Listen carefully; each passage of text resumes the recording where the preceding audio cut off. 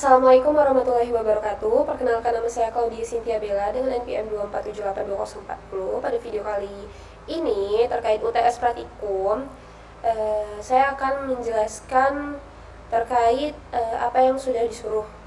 Yang pertama, kita langsung aja ke struktur program. Nah, untuk menjaga keteraturan dan skalabilitas kode, saya membangun sistem ini secara modular dengan memisahkan fungsionalitas ke dalam package yang berbeda. Sini langsung aja saya tunjukin. Itu berada di dokumen, lalu smart parking. Nah, di smart parking ini terdapat dua folder, yaitu monitoring dan juga simulator package. Yang dimana monitoring menyimpan file main, dan di simulator package dia menyimpan file parking simulator.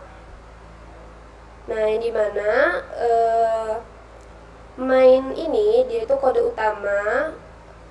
utama dari mini project ini, dan parking simulator itu berisi kelas-kelas inti. Nah, folder monitoring yang berisi main dia ini menjadi titik masuk saat aplikasi dijalankan. Lalu sedangkan simulator package dia itu menyimpan seluruh kelas dan fungsi utama. Contohnya seperti kelas kendaraan, slot parkir, dan validasi plat nomor. Nah, modularisasi ini memudahkan pengujian, debugging, serta perawatan kode di masa depan. Nah, itu tadi terkait struktur program. Nah, kita lanjut pada poin kedua, yaitu implementasi OOP dan inheritance. Nah, apa sih OOP itu? OOP atau Object Oriented Programming adalah paradigma pemrograman yang berfokus pada objek. Nah, objek ini merupakan gabungan dari data atau atribut dan perilaku metode. 4 pilar utama OOP itu, yang pertama ada enkapsulasi, yang kedua ada abstraksi, baru yang ketiga ada pewarisan, dan yang terakhir itu ada polimorfisme.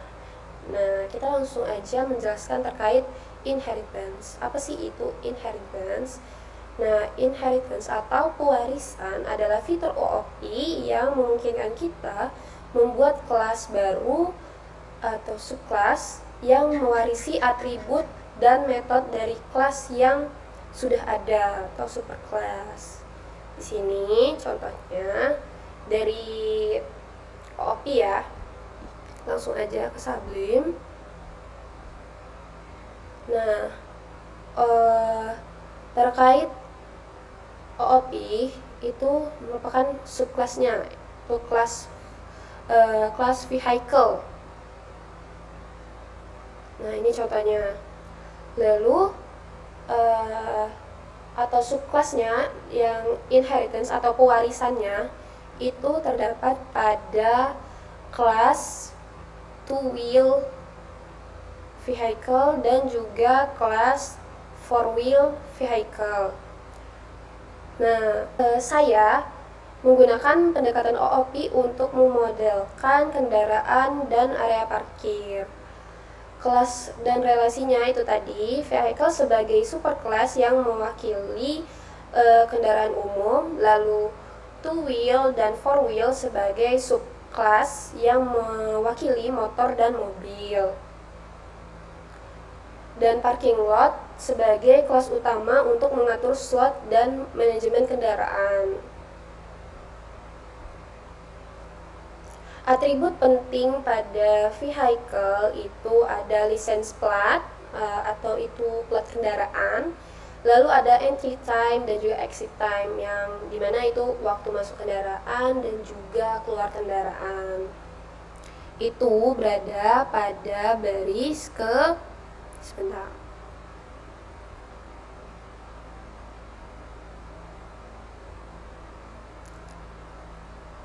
License plate tadi dari license plate ya teman-teman. Nah, ini bagian license plate, entry time, dan juga exit time.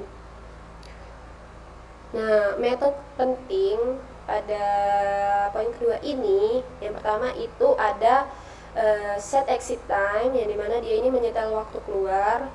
Lalu ada to dig, konversi objek ke JSON, dan juga from dig, load kembali dari JSON. Contohnya teman-teman di sini ada nih from dig, lalu ada to dig,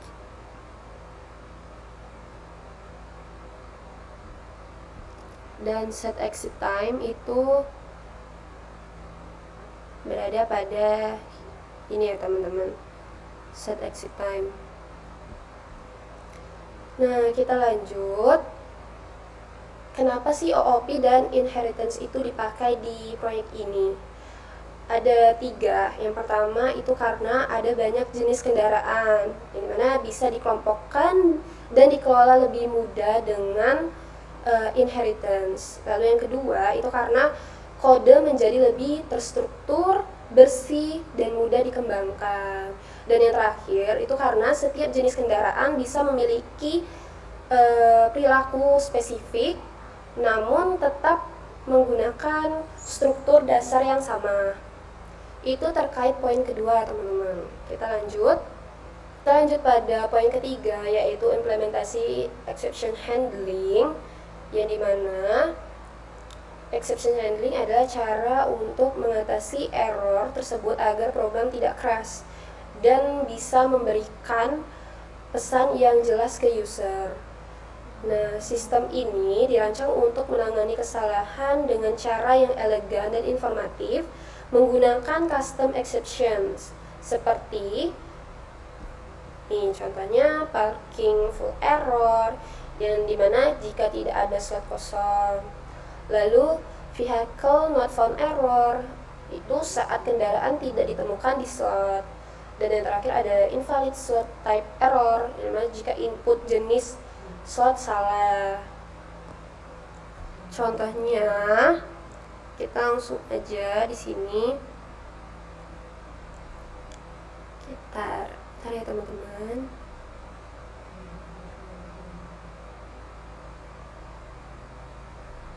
Misal contohnya di sini kita menginput jenis kendaraan, namun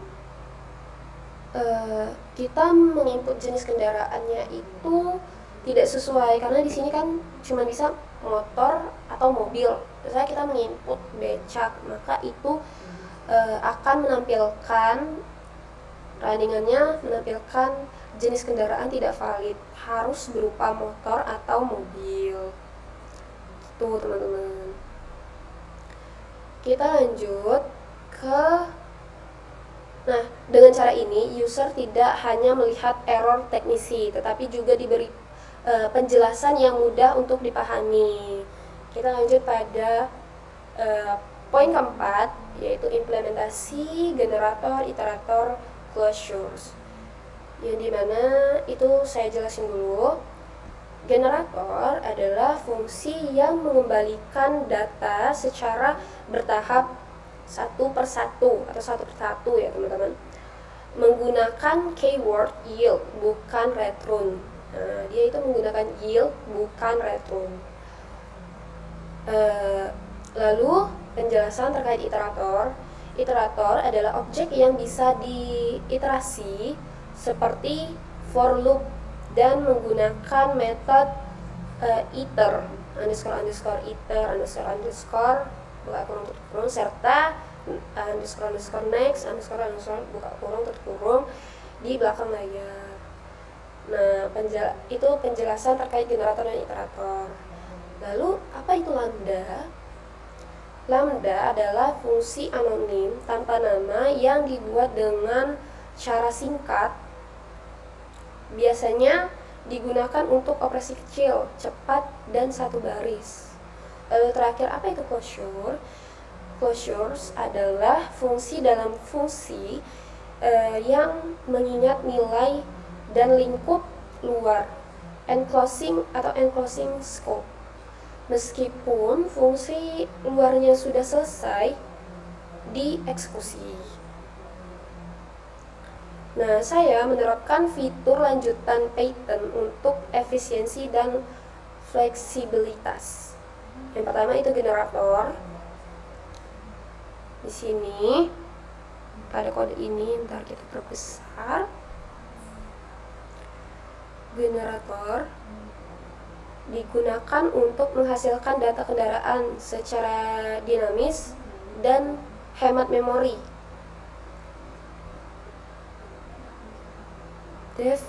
Pada dev generate parking history nih.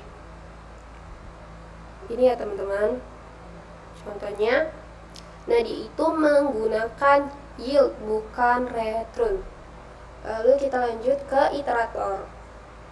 Dia ini mengiterasi slot parkir dan menampilkan kendaraan yang masih aktif parkir. Contoh, di sini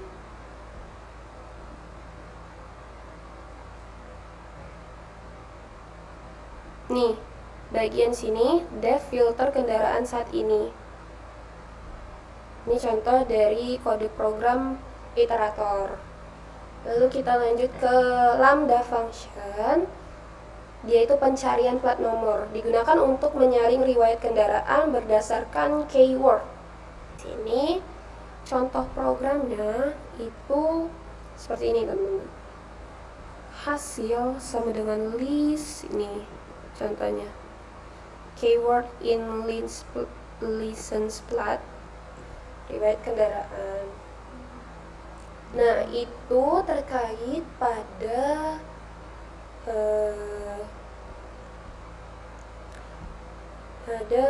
poin keempat. Kita lanjut ke poin kelima, demo program. Di sini kita running. Nah, di sini saya udah nyoba. Langsung aja kita gedein. Kita pertama sini kita pada pilihan menu pertama itu kita digunakan untuk tambahan slot parkir. Mana di sini kita bisa masukkan jumlah slot parkir. Contohnya 2 aja dulu. Terus 2. Terus kita bisa memilih 2 untuk motor, 4 untuk mobil. Sini motor dulu, jadi pilih 2. Nah, maka akan menampilkan slot parkir untuk roda 2 berhasil ditambahkan. Sini kita lanjut nambah slot parkir lagi, bisa nambahin 1 untuk mobil. Nah, sini juga berhasil. Kita lanjut pada pilihan menu kedua, itu masuk parkir. Tapi ini misalnya motor. Lalu di sini kita bisa memasukkan nomor kendaraan.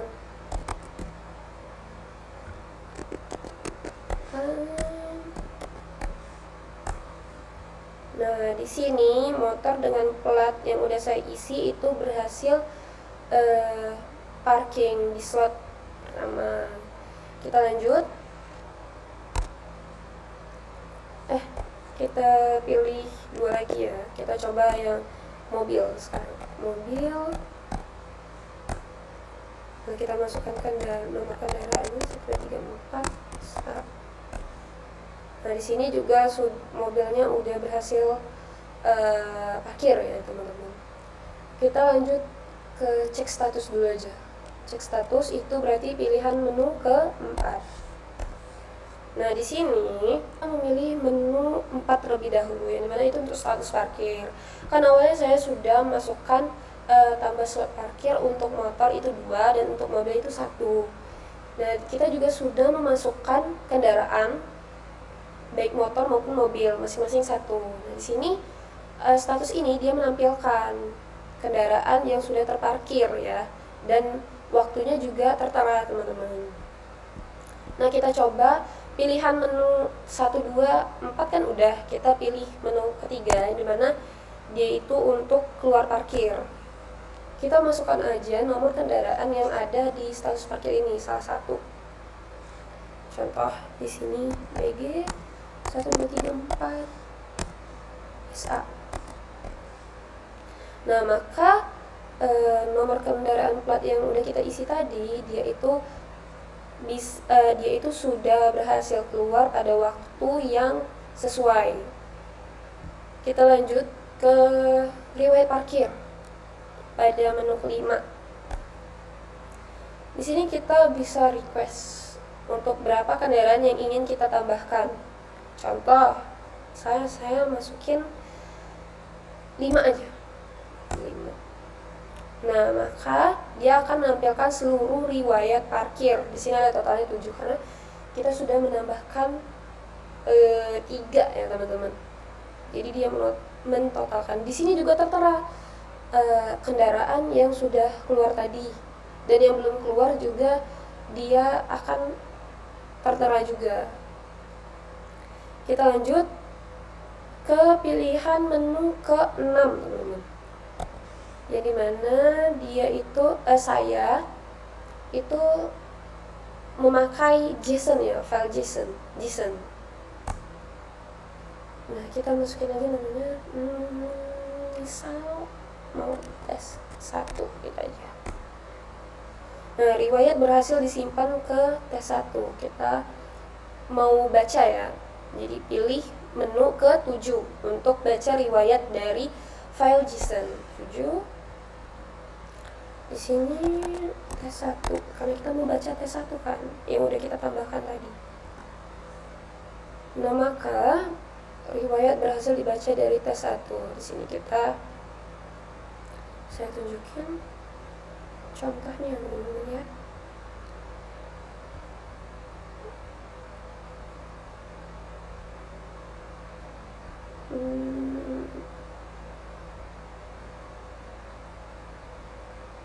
Nih, ada nih tes 1. Nih, dia akan menampilkan seperti ini. Ini contohnya. Nah, yang dimana kalau ada exit time-nya 0, itu berarti memang kendaraan belum keluar, teman-teman. Tapi kan tadi ada yang saya contohkan yang sudah keluar. Nah, dia akan menampilkan waktu, tanggal, tahun, dan juga bulan yang sesuai. Sini kita langsung lanjut aja, next. Balik ke terminal lagi. Kita lanjut pada pilihan menu ke-8. Dia ini seperti pilihan ke-8 ini, dia tuh seperti kata kunci ya, teman-teman. Misalnya kita mau nyari dari ini seluruh riwayat parkir, kita mau nyari bagian yang ujung platnya misalnya SA, kata kuncinya. Nah, maka dia di sini ditemukan 2 kendaraan dengan plat mengandung SA. Sini dia muncul. Nah, terkait exception handling, saya akan mencontohkan ya, teman-teman, beberapa. Misal, yang pertama, kita pilih menu yang pertama, kita tambahkan slot parkir, tapi kita bukan menambahkan angka tapi huruf, misalnya ngasal aja ya. Maka dia akan menampilkan error invalid literal. Misal, satu lagi, masukkan jumlah misalnya 1. Nah, ini kan dia milih tujuan slot, motor atau mobil. Di sini kita misalnya masukin yang lain ya, yang lain. Misalnya apa nih? Ini aja, apa? Maka di sini dia juga nggak bisa gitu, dapat error. Kita masuk kendaraan, misalnya untuk motor, tapi di sini jangan motor. Kita bisa contohin angkot. Maka keterangan di sini error jenis kendaraan tidak valid, harus berupa motor atau mobil. Gitu, teman-teman. Itu terkait exception handling salah satunya.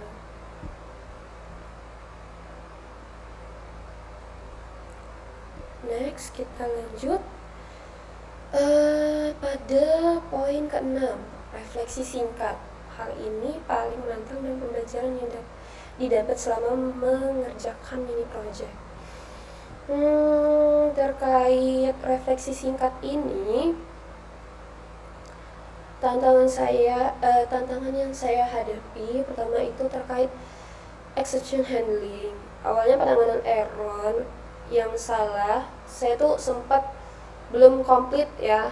Jadi penanganan error yang salah belum ditanganin dengan baik.